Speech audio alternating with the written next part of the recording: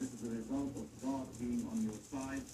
Remember to remain faithful and remember not to get arrogant because of these victories. That was the first bit, which was really a rallying cry to the fighters and to the support base. The second bit of the statement was a full-scale attack, which we're quite used to from ISIS spokespeople on al-Maliki, on the Iraqi government in Baghdad, sectarian, of course, language against the Shia in general, and called for an advance on Baghdad, which could be, of course, an actual call for fighters to advance, and it could be also a maneuver, which we've seen ISIS doing in the past. Contrary to the fiery nature of the statement, what we heard from the refugees coming from Mosul is that the militants in general, whether ISIS or other militants who took over Mosul, did not harm civilians. The people we spoke to basically said that what they were fleeing was fears of what the Iraqi army could do in response to the takeover by militants of Mosul. Rami Rahim there. Just to let you know, the British Foreign Secretary William Hague has ruled out any British military involvement in Iraq, just speaking in the last few minutes.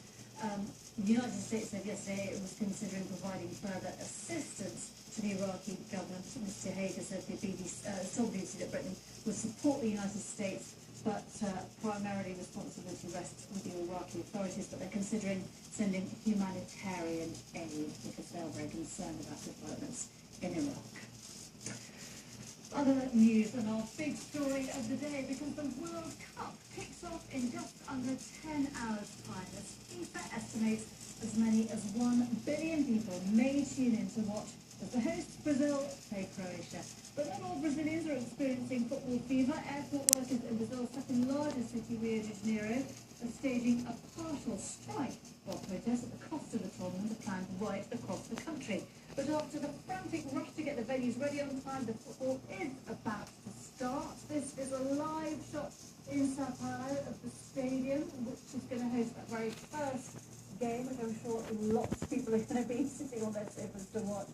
Hopes are going to be high amongst Brazil's Latin American neighbours too. As Maria Davis reports now from Sao Paulo.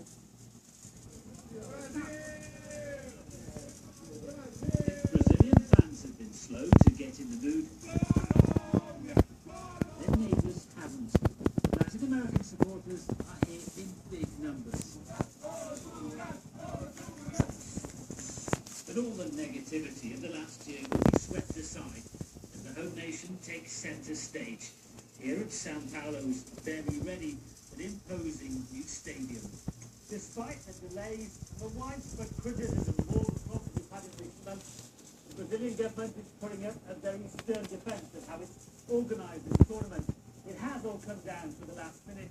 But the opening stadium is ready, and the World Cup, they say, will be a huge success. The atmosphere is moving, is changing. That's so well. We are good, we celebrate. Stadium worries aside, the big concern is disruption from strikes and protests. These landless activists camped out within sight of the open venue, one of many groups threatening to demonstrate against excessive spending on the cup. FIFA and Brazil's government hope those